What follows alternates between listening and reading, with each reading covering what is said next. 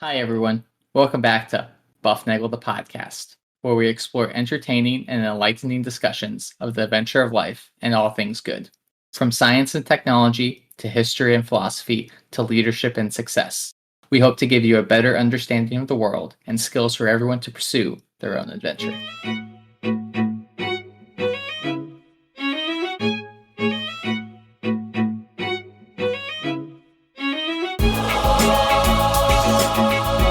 Hi, everybody, and welcome back to Bufnagle the podcast, where we talk about all things good and the pursuit of the adventure of life. I am Rafe, and I'm doing awesome today because with me today to talk about the Pilgrims for one more time is Harry. Harry, how are you? Hey, Rafe, I'm doing great. I'm sitting here after a day taking care of the kids. I had some water with me. Now I don't. But I've got some Trader Joe's toffee chips to munch on in my free time while you're talking. Well, the reason you have that is because I saw your wife wander in right before we started, and she sneakily took your water. I saw her do that. So that's where it went. So, of course. Anyway, all right. So we're going to be talking about the Pilgrims. But before we get started, a couple things to remember here. Hey, thanks to all the listeners. We are nothing without you. We're a global top 10 podcast, global top 10% podcast because of the listeners. And we are available at bufnagle.com. If you are new to our podcast, welcome. Thank you for coming. We're glad you are here. Give us, 4 episodes or 447 episodes or all the episodes. Listen to each one 4 times and see if we don't give you something that speaks to you. And remember, tell a friend to listen. You will get a free episode. And subscribe, hit the like button, fill out all the forms that make everything wonderful for us, and we will be eternally grateful. Harry, when we last left the Pilgrims, they were in Plymouth. They were setting up they were going through their first winter. And in March of 1621, they first met the Indians who had been living there for a long period of time. That's right. They weren't prepared for it, even though the Indians probably were. Yeah, they had been lurking about and watching the Indians. The Indians had been watching the Pilgrims for quite some time, and they were looking for an opportunity to meet them. And finally, Massasoit, a tall, dark-haired, bow and arrow bearing Indian, walked into the center of town and said, "Welcome, Englishmen," and it blew them all away. But Massasoit was a sachem from Maine. He had learned English by talking to fishermen there. He told the Pilgrims that the harbor where they were staying was called Patuxet, and that all the people that used to live there had died of plague. And he told them of our good friend Massasoit, who lived in a place called Pokanokets with the Pokanokets Indians. And there was another Indian that they knew whose name was Squanto. I don't know. If I'm sitting in the middle of my village and the Indians, who I'd never seen before, come up to me boldly, bravely, without fear, and speak perfect English, I don't know. I don't know how you'd really respond to that. Yeah, and I think that was part of the issue, is they were just so dumbstruck by that interaction. He spends the night with them. He asks for beer. All right, he says, "Did you bring beer?" He wants to know that sort of thing. Sure, and had established his brewery 20 years before. That's right. So, but here it is, 1620. But the natives had interactions with the English and the French and other explorers for 100 years or so at least, and things were becoming more frequent now. And the Pilgrims had come, but the Pilgrims, the Indians noted that the Pilgrims were different from the other Europeans, and this was interesting. This is interesting in the concept here. And the first thing that they noticed is the Pilgrims brought women and children. And that was a thing that the Indians had never seen before with explorers that came over. They were all men. They were either soldiers or explorer soldiers. I mean, they were tough guys, right? And and the tough guys were not, they interact through strength, right?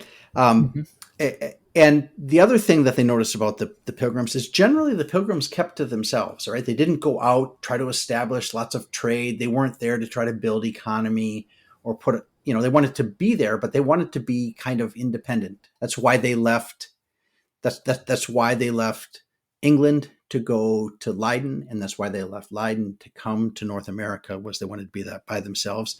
And not only that, the explorers came, they might have done bad things or good things. They might have traded a little bit. They might have trampled the villages or, taken slaves, but they left then. They were not a permanent settlement, but the Pilgrims were there to stay.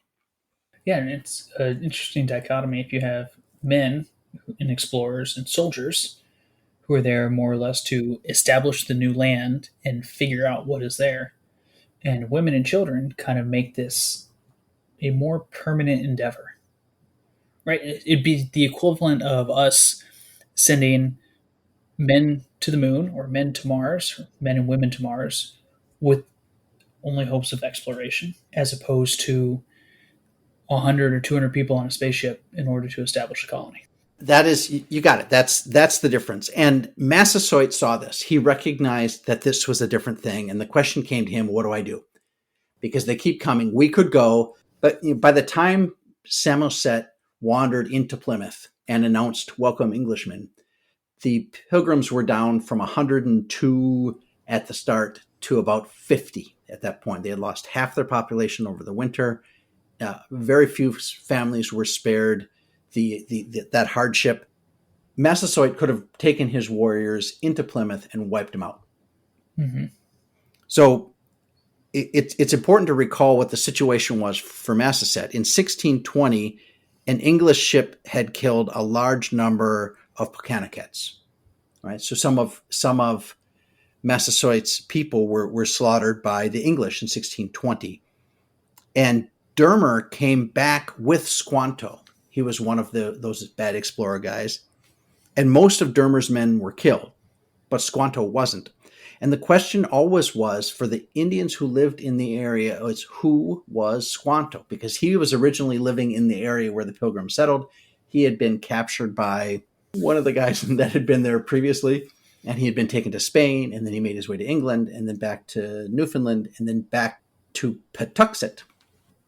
But they didn't know whose side he was on. He was definitely one of them, as they look at it, but they didn't know if he was a traitor to his people or if he was on the English side. So the English kept coming.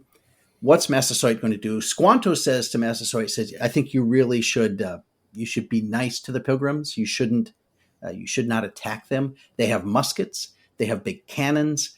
They have the plague, which he told you shoot out of a cannon. Well, see, right. Yeah, they thought, okay, so Squanto told Massasoit that in these big barrels that they kept underneath the main storage house in Plymouth, in these big barrels where they actually kept gunpowder, Squanto told Massasoit that that's where they kept the plague. So if we attack them, they're going to bring the plague out and we'll wipe everybody out.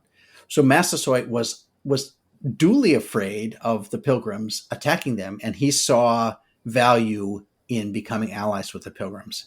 So the other thing is he could use the Pilgrims then and their weaponry, all of it, whether it was real or assumed, against the Narragansetts. Because remember, it was like there was a lot of political strife there, and the Narragansetts had the Pokanokets under their thumb for a long time, and Massasoit saw this opportunity. So he decides to make friendship with the Pilgrims, and he reluctantly is forced to use Squanto as interpreter after using Samoset, who was not quite as good because he just learned English from the fishermen.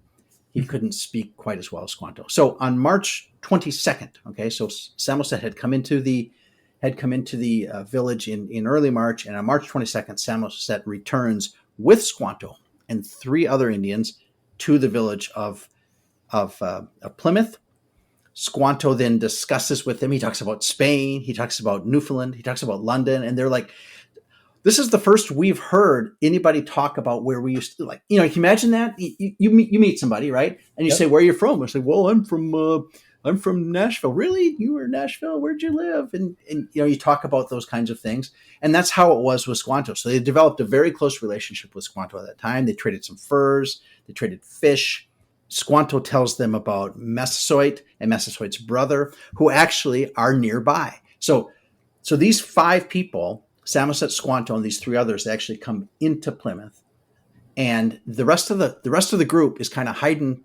It was quite a distance to where the Pokanokets hung out, so it was like a 2-day walk. So these guys had come over. The main party hangs back, and those 5 come into the village, and Massasoit shows up. Okay, and it reads like this in the book. Okay, again, the book is Mayflower: Voyage, Community, and War by Nathaniel Philbrick, and this is Bufnagle, the book report, part 3. It will be the last part. So the Pilgrims described Massasoit as a very lusty, strong man in his best years, an able body, grave of countenance, and spare of speech.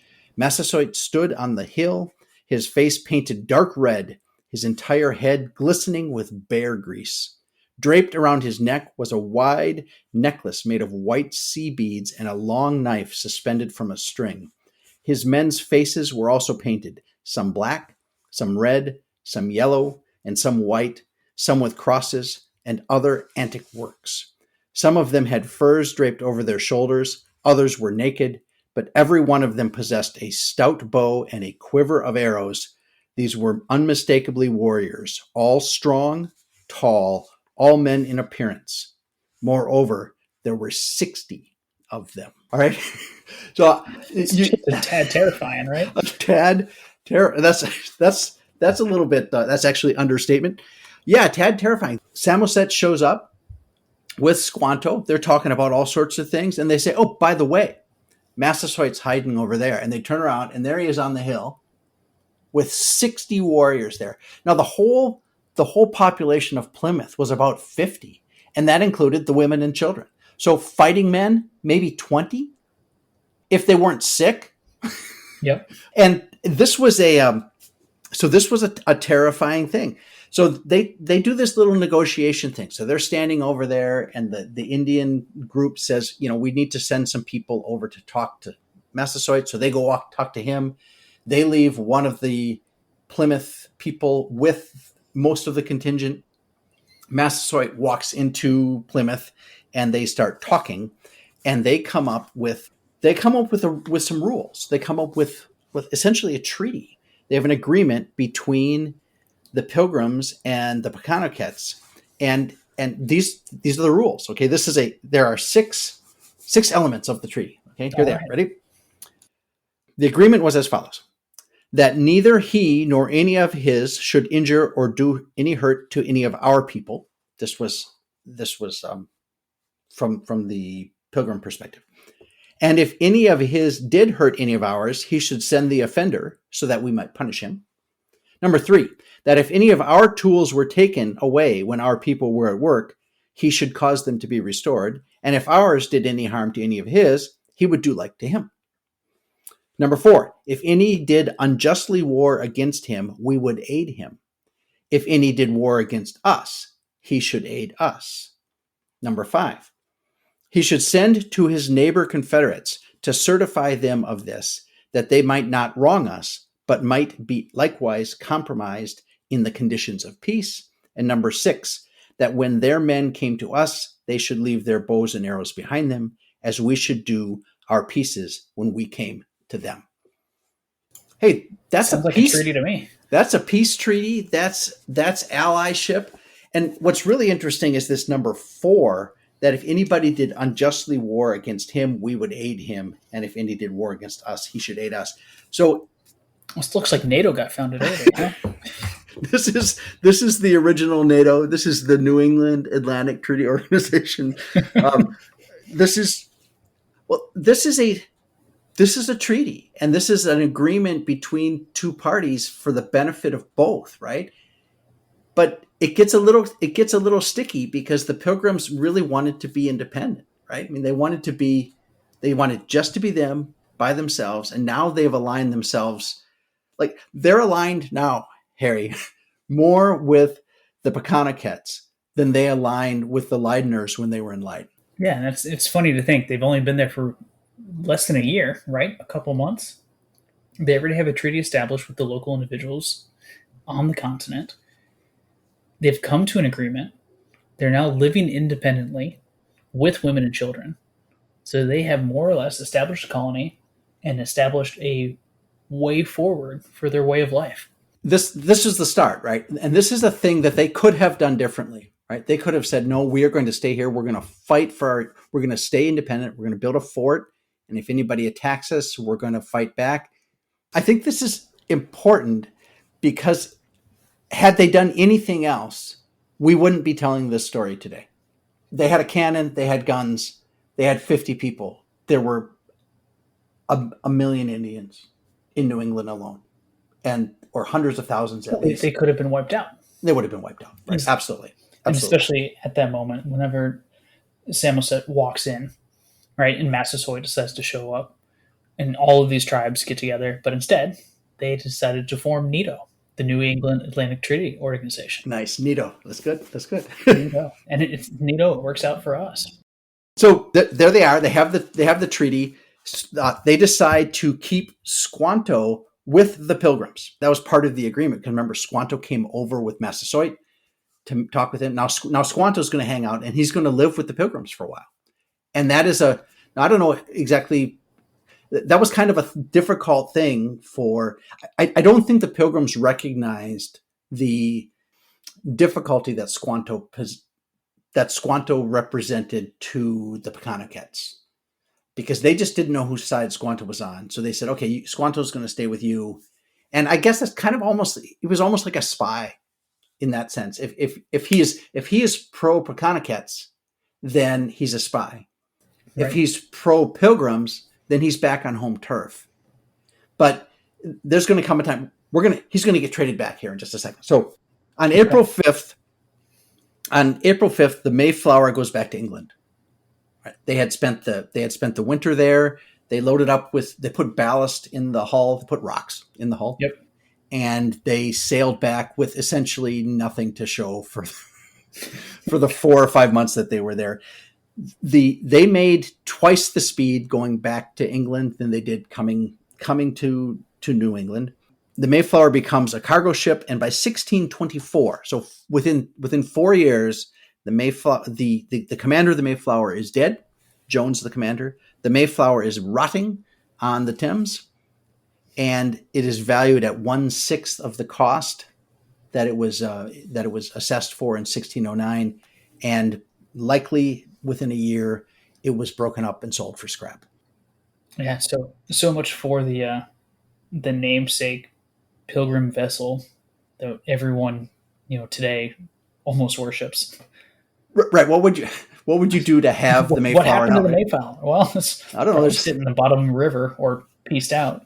It's been pieced. That's they did that. They would piece them out. They'd take it apart and use the pieces elsewhere. So Squanto stays with the Pilgrims, and he teaches them to use fish as fertilizer. And that's one of those things that we always teach the elementary school kids, right? And that's always the picture. Right? They draw Squanto there, putting fish in the little hole and planting the corn with that. And that was a real thing that he did. And they had this method of farming the corn and other plants. They would they'd make mounds of soil, and then they would mix fish in with the soil. I don't think they would use big fish. I'm sure they would cut the fish up. That only makes sense.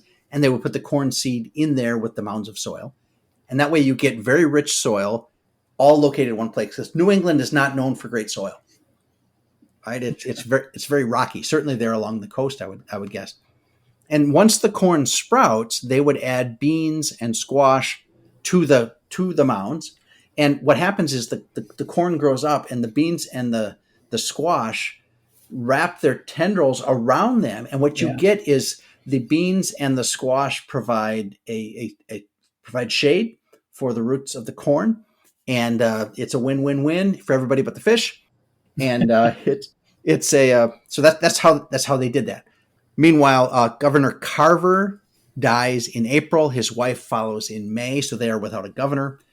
Carver's servant inherited at least a portion of the estate. The servant was none other than John Howland, the boy who fell off the Mayflower and grabbed the rope in episode 1. So, these stories all come back, right? So he is now inherited. He's a servant. He has inherited part of the estate of the governor, and he will go on to become one of the prominent members of Plymouth of Plymouth's founding is him and all of his, what did we say last week? 180 Oh, it was an enormous number of grandchildren. Yeah. Yeah. He had a bunch of kids and they had a bunch of kids and he had a zillion grandkids. Bradford becomes governor. By July, Bradford decides that the Pilgrims should go visit Massasoit just to repay the, you have a, when the world leaders get together, they have a summit, right? Okay. So they had one summit in Plymouth and they're going to have a summit over where Massasoit lives. Yeah. At the Pokanokets. So they're going to go visit them. And they don't send an announcement party. They just kind of start marching over there. So it's Winslow and Hopkins and Squanto and a couple other guys. They decide to go over there. They find out where Massasoit lives. They say it's a beautiful, fertile area between two rivers. And if you look at the map, Harry, it's the area just north of the bay there in Narragansett Bay in Rhode Island is where they meet. They have a meeting. They talk. There's much pageantry and speaking, but they kind of caught Massasoit off guard. He wasn't quite ready for them. And these guys spend like 2.5 days there and they pretty much have nothing to eat because they were like, sorry, we weren't expecting you. Sorry, I got nothing in the fridge. Had I known you were coming, I would have baked a cake. So that's right. But during this meeting, Massasoit announces his allegiance to King James, which is really, really important, at least from the from the English perspective, is that the Massasoits are now consider themselves under King James, which means the French are out of the picture because the French were exploring in that area too. And now the English can say, no, they're on our team. You can't have them. That's right. They're not loyal to the French. So now they're wrapped up in European politics. Isn't that how it goes? Right. That's the value and the problem with having allies. All right. So Winslow and Hopkins stay in the main wigwam. They live right in Massasoit's house, which is this gigantic tent. And they say it's terrible. There were fleas and there were lice everywhere inside this tent. And I got to, it's primitive people with their technology was primitive. Their knowledge of politics and culture were not. And I think that's the biggest thing to take away from this. It doesn't mean that these, they had art and they had their science, whatever their science was, and they had their culture and they had their stories and all their, they had all that stuff.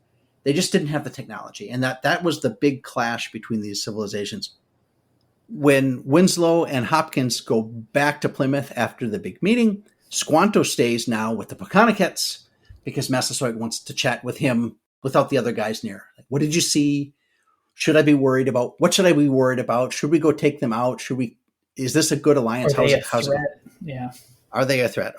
Squanto is going to stay with the Pokanokets and he's going to be ambassador to the other villages because now they have this little alliance here between Plymouth and the Pokanokets, but there are lots of other tribes in the area and they want to get them all lined up.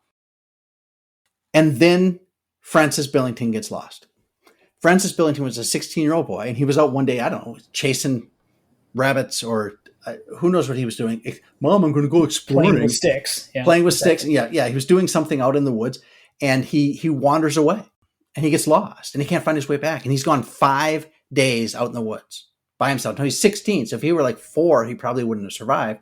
But at 16, he can make his way. He gets all lost, and he shows up at the village of Manomet, which is one of the Indian places.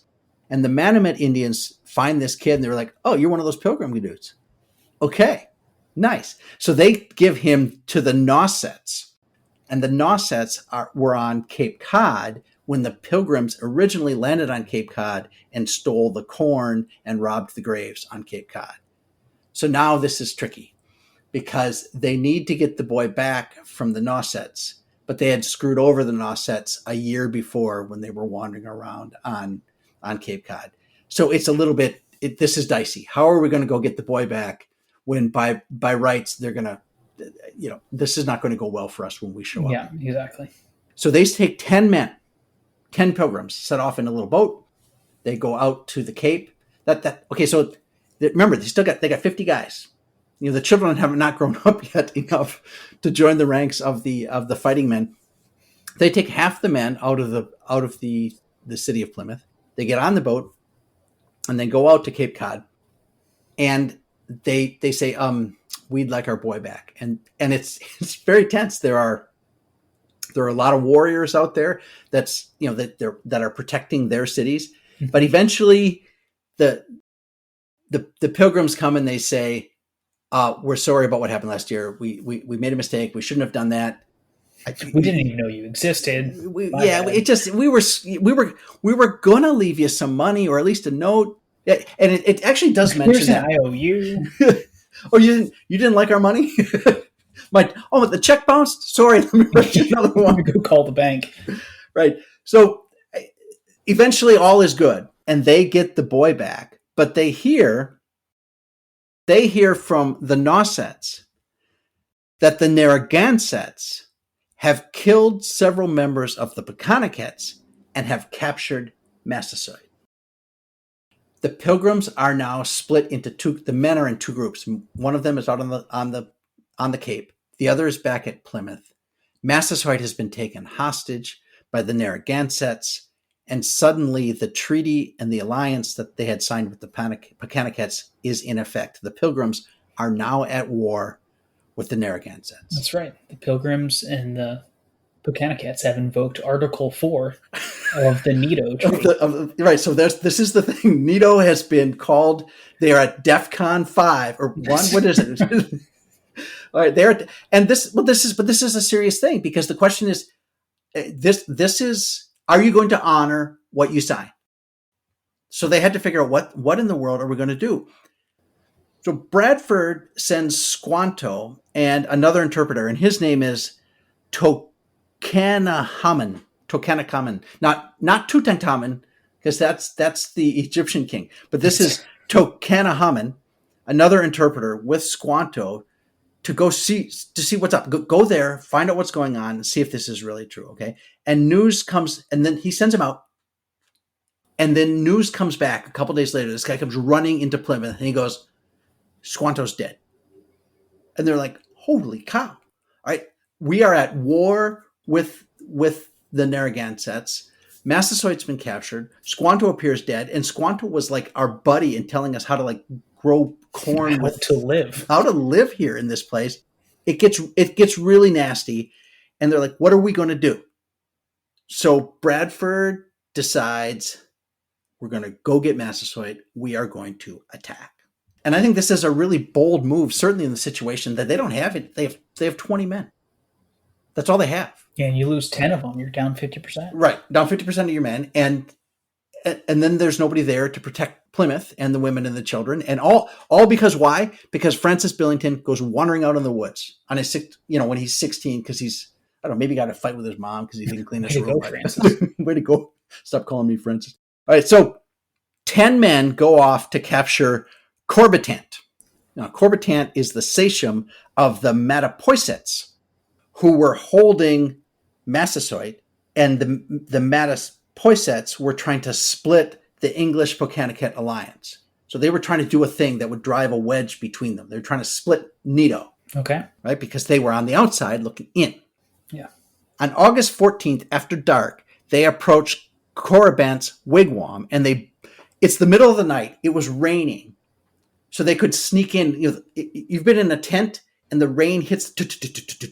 You can't hear anything. Yeah. All right. So they sneak in there. They sneak into the camp, into the Indian camp, and they burst into the main tent. And they start shouting, "Give us Corbitant! Give us Corbitant!" You got to imagine at that point, everybody turns on the lights. They flip the lights on. Right. They don't flip the lights on because there are no lights. No one has any lights. Nobody has. They're all screaming at each other in language you don't understand. This has the makings of every bit of a disaster. But what's remarkable is a few people got injured, but it didn't turn into a full-out, complete disaster. Confusion reigns. There was shouting. There was dark. But Coribant wasn't in the tent. And finally, they're like, "He's not here. He's not here. He's not here." And they're like, "Well, where did he go?" They find Squanto is alive. So that's a good thing. He hadn't really died, which was great. And then the pilgrims say, "Oh, well, sorry for messing up your camp.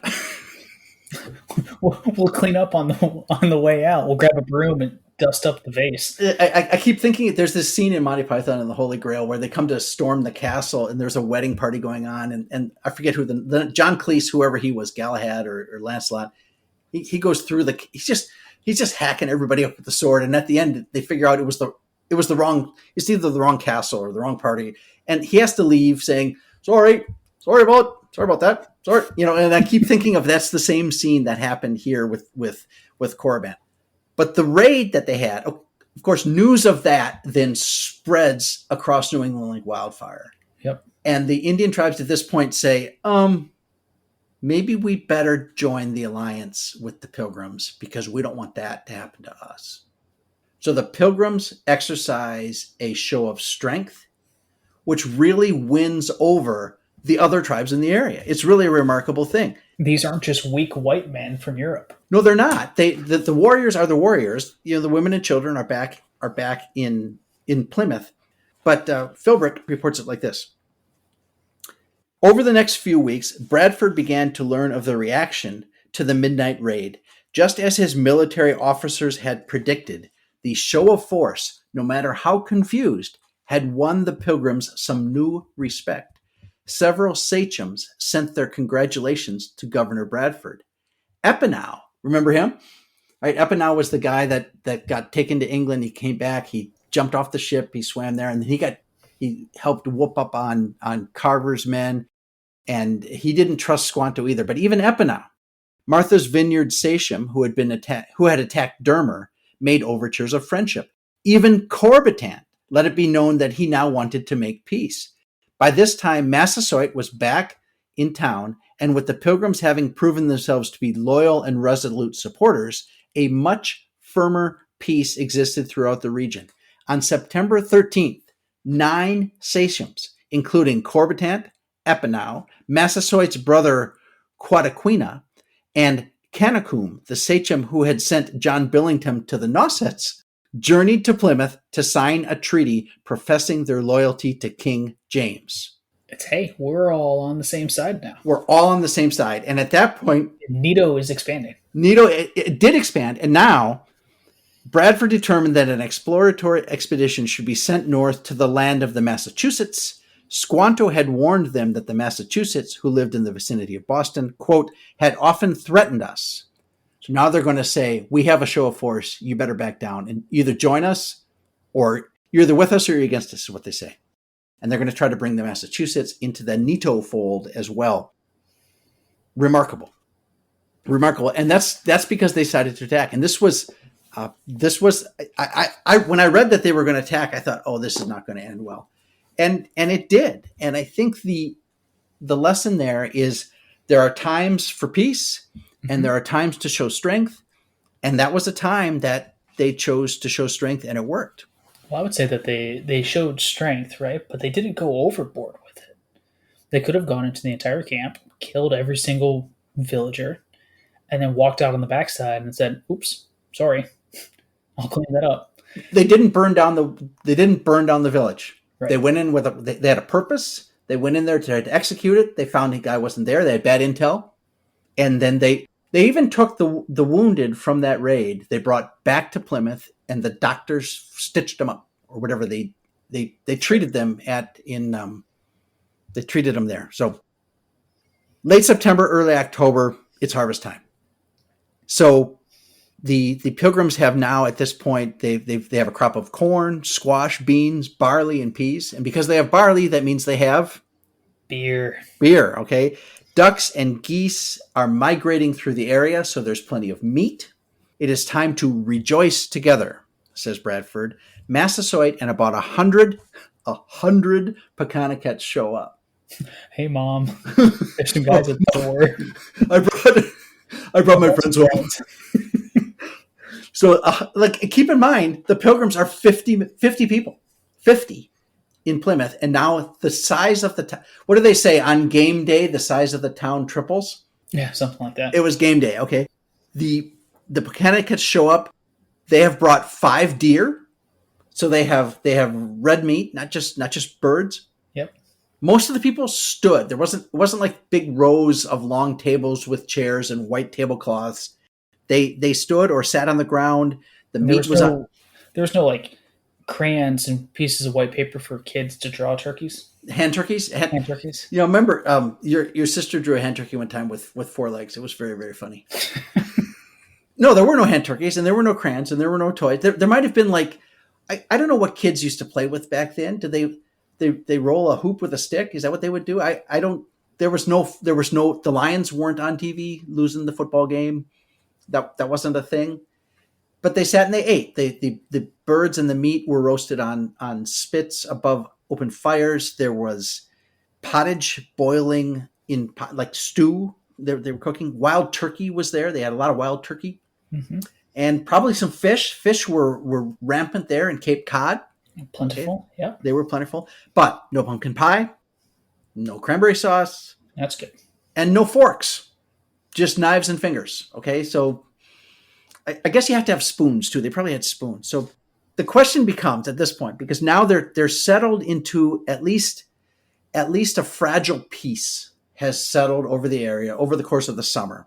Through July, August, September, they establish this peace. They get to Thanksgiving in September and October. They have this big feast, and everybody's there. The Pokanokets and the Pilgrims are there. The question should be asked then, how did the Pilgrims survive? What were the things they did that helped them survive? And Philbrick points out a couple things. He said the first thing that was most important was Massasoit's help. Massasoit could have, with all justification, just walked in and slaughtered the camp. Yeah. There were only 50 of them. And yeah, they had some guns, and that would have cost him several of his men, but there were a whole lot more Pokanokets. And that probably would have won him some street cred? Street cred. There you go. Yeah, exactly. Yeah. Street cred amongst the locals. But he knew, and Squanto told him, Epinal told him, and all the other people that had been to Europe and had come back had said, there are more out there and they're going to keep coming. And this group of pilgrims was a different group than the explorers that had been there before, certainly with the women and children, and the fact that they kept to themselves, but they were establishing a foothold there. And he figured it's better to get along with them than to not. And not only that, but they took over a place that was abandoned. Now, it was abandoned because everybody died, but sure. It wasn't like they walked into the Pokanoket village and wiped everybody out and then set up camp. They didn't do that at all. They just came in. They found their own spot.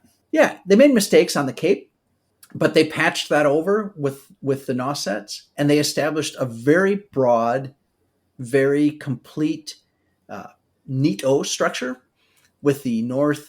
What would you call it? The New England Atlantic Treaty Organization. Yeah, NEATO. They established NEATO. I don't think they called it that because they didn't do acronyms like that back then. So the first thing is Massasoit's help, and they worked. The Pilgrims worked with the system that was in place. They didn't come in, set up a camp, and say, "Okay, now we're going to establish roads, and we're going to do all these."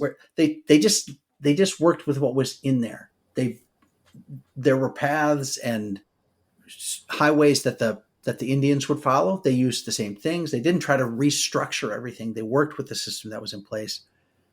And they stayed true to the agreement, to the NEATO agreement. And that's probably that sequence of things, befriending Massasoit, not coming up with a way to reach an agreement, and then sticking to the agreement made all the difference for them. They recognized, and the other thing is they recognized that the people were much like them. I think that's what Bradford says here. In 1620, New England was far from being a paradise of abundance and peace. Indeed, the New World was, in many ways, much like the Old, a place where the fertility of the soil was a constant concern, a place where disease and war were omnipresent threats. There were profound differences between the Pilgrims and the Pokanokets, to be sure, especially when it came to technology, culture, and spiritual beliefs. But in these early years, when an alliance appeared to be in the best interest of both parties, the two peoples had more in common than is generally appreciated today. For the Pilgrims, some of whom had slept in a wigwam, and all of whom who had enjoyed eating and drinking with the Indians during the first Thanksgiving, these were not a despicable pack of barbarians, even if some of their habits, such as their refusal to wear clothes, struck them as savage. These were human beings, much like themselves, quote, very trustworthy, quick of apprehension, ripe-witted, and just, according to Edward Winslow. the Pilgrims and the Pokanokets, they saw themselves as equal partners, as people that it was better to get along with than to not. And that's what led to the Thanksgiving. Now, meanwhile, Squanto, I feel like this was the little trilogy. And I have to say, this is not the whole book, right? That's just the part to the first Thanksgiving, which is maybe the first third of the book. I have a feeling there could be 9 episodes to this whole book. And we're not going to do that because I'm going to encourage you guys to go out and read the book. But Squanto is making overtures to become the most powerful Indian leader in New England. And he's putting pieces in place to undermine Neato. And that's I don't know, maybe that is, I'm sure there's a Star Wars reference here somewhere, but I'm not sure what the analogy is. So anyway, that's how we get to Thanksgiving.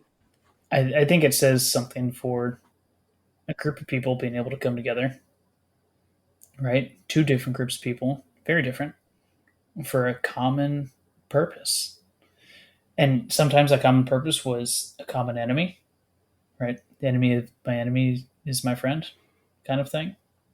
And then you work within the system. And if you stick true to the system, it ends up working out most of the time. Yeah, this is a great example. And it might be that they were in the right place at the right. They came when the village was abandoned. Smallpox had come through and kind of scorched the earth, so to speak, of people, which was certainly nobody's intent. But they came when they came, and the situation was fortuitous to them. And when Americans talk about divine providence, these are the kinds of things they talk about. These seemingly miracles of coincidence and setup that lead you to a situation where everybody prospers. Now, after Massasoit and Bradford leave the scene here in a couple decades, things fall apart, and it gets really bad in New England. It gets really bad for quite a while. But think about where we are in time. We're in 1621. Over the next 70 years or so, we go from this fragile peace to a strong peace to absolute all-out war. But by 1700, it's kind of stabilized. And within 100 years, we have the American founding. And here we are up to, we're 100 years from 1800. Yep. So time moves pretty quickly when you look backwards on it. And it's, I don't know, it's a wonderful story. It's a great book. It seems to me to be fair. And that's what we expect from good history. It is a great read for all of you out there who love to read the history and understand how we got to where we are. It is the book for you. Yeah, I'm glad I picked it up a couple of years ago and gave it to you to read, and now I'm finally learning some more about it. But it's nice to know that history has little details left behind, little nuggets of information that are fun to listen to. So it's a great book. So read it, and we will see you next time here on Bufnagle the Podcast. I want to remind you to go seek the good, be the good, and spread the good, and enjoy the adventure of life.